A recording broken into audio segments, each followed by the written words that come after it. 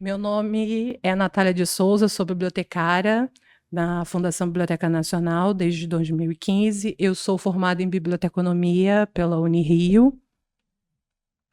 Olá, meu nome é Priscila Oliveira, sou formada em biblioteconomia pela Unirio também e trabalhei com a BN por 13 anos. Hoje eu sou bibliotecária pelo Instituto Burle Marx.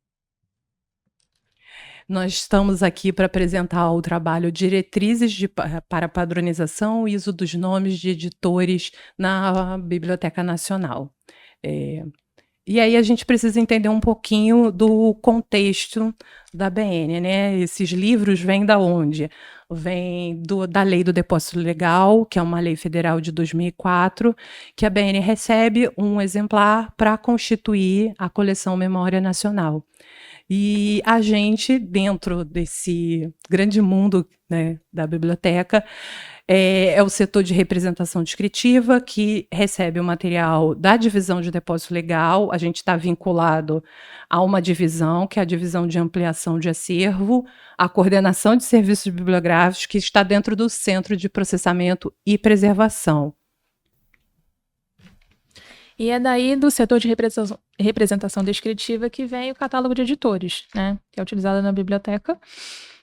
Inicialmente com fichas manuais, né, e logo com a inserção do software na biblioteca, essas informações foram passadas, né, por meio digital, onde é dado, né, a razão social, o nome fantasia, né, que é utilizado nos livros das editoras, as informações da editora, né, endereços, contatos, e no catálogo de editores manual, nós preenchemos, né, nas fichas o nome usual da editora, como ela é conhecida, nomes por extenso, os possíveis desdobramentos, né, em remissivas, as informações dela, endereço, contatos, e o prefixo editorial, né, o 85 ou 65, que é o código, né, do Brasil, o código da editora, e no verso da ficha a gente preenche a assinatura, né, de quem fez a ficha e datamos. Nós temos, né, no catálogo de editoras atual da biblioteca essas informações em meio digital. Vale só pontuar em relação a esses catálogos, o catálogo anterior, que era no software Orthodox, ele era ele estava em acesso público. Esse catálogo, ele é uma tabela auxiliar dentro do sistema que a gente usa atualmente. Ele aparece o resultado no catálogo, mas você não tem como consultar ele, né? E aí, isso é a forma que a gente preenche, mas primeiro vem o problema, da onde surgiu isso, né? A gente queria descrever todas essas editoras harmonizando com as regras de catalogação, e nem sempre a gente conseguia fazer isso, né? A gente começou a ver, né, quando eu entrei aqui, que se adotava a regra de descrever conforme a folha de rosto.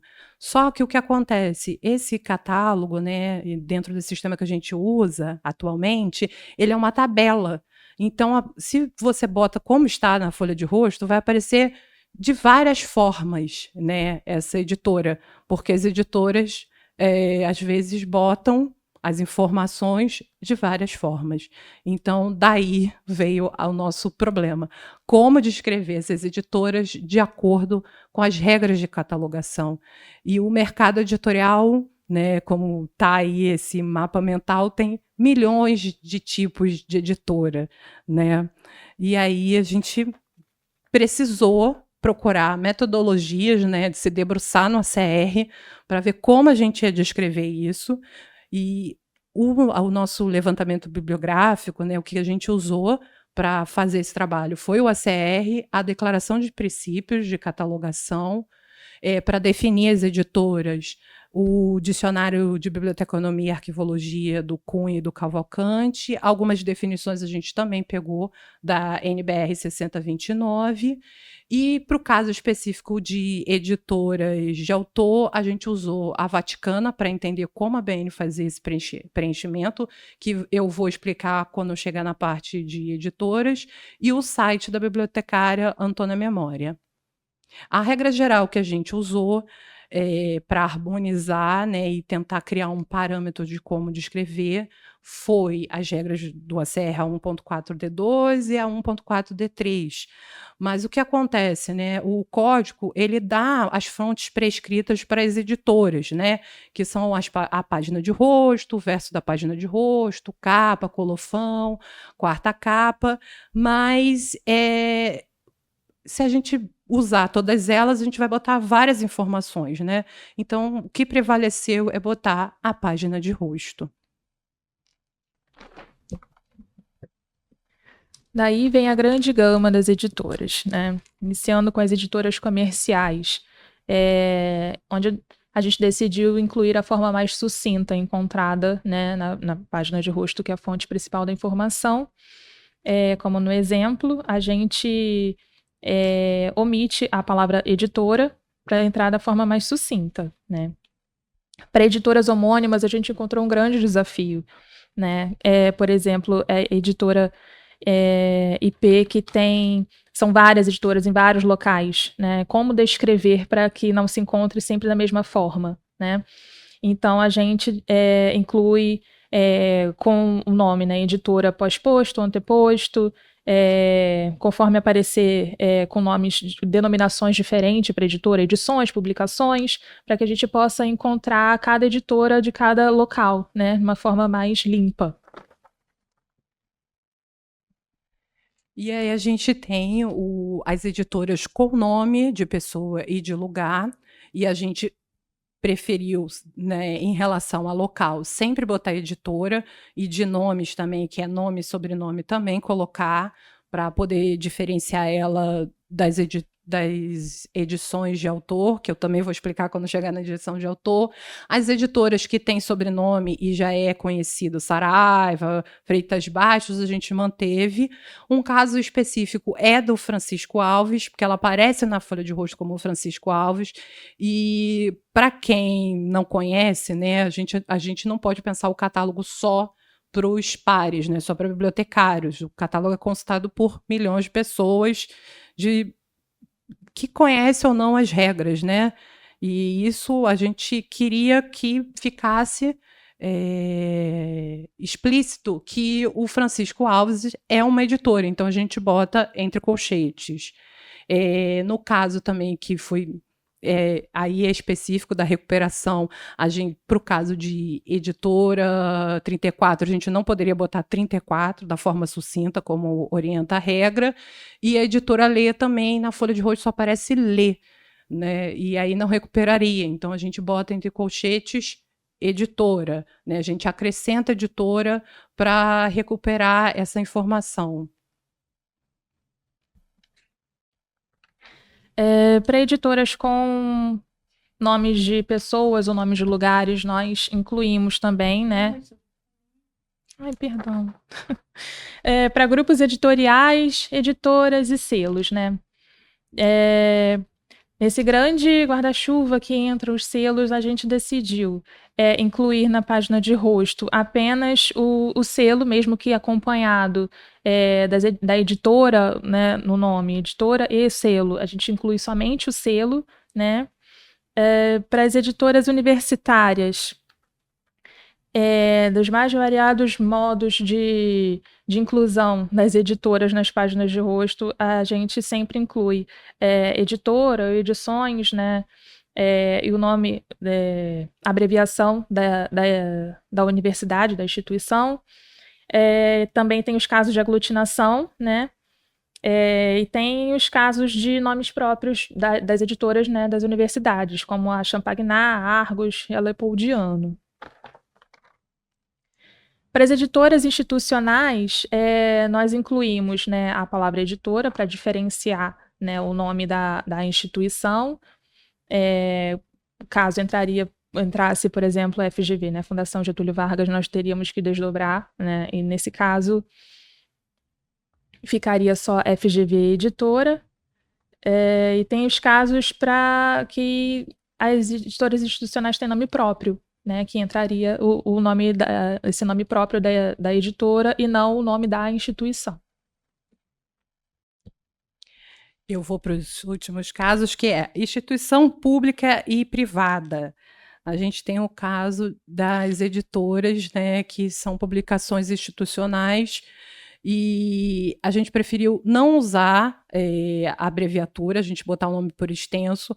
Aqui a gente usava a regra, quando era ministério, usar sempre o ministério e a última subordinação, e agora a gente adota todas as subordinações, porque isso a gente às vezes tem muita dificuldade de fazer a correção no catálogo, e os ministérios, secretarias, elas vão mudando, existindo, se perdendo, então a gente preferiu botar por extenso. As editoras fictícias é um caso extremamente específico, mas às vezes ocorre e a gente ficou bem curioso, né? Não sabia como descrever, mas tem a orientação no ACR, que é a regra 1.B6, né? Nesse primeiro caso do Sapatos Alados, é uma editora comercial que lançou esse livro fictício, e o segundo é uma edição de autor que o autor criou a própria editora dele. Então a gente seguiu a regra do ACR, mantendo, né, a editora fictícia, e depois explicando o que é uma edição, qual é a edição correta, e o caso das editoras de autor. As editoras de autor, aqui dentro da biblioteca, era feito conforme a orientação da Vaticana. Então, você botava, primeiro, nesse daí, né, acho que é Valdir Taveira. O Valdir Taveira, ele entrava w.taveira. Então, assim, se você quisesse recuperar no catálogo todas as edições de autor feita em um determinado ano dentro da biblioteca, você não tinha como recuperar, porque ninguém sabe dessa normativa, né? Eu só vim descobrir isso depois que eu entrei no site da memória e tive essa orientação. Então, a gente preferiu usar a expressão edição de autor. Né? A gente tem esse caso que é as edições de pessoa física não comercial, é uma pessoa, né, que edita para o autor.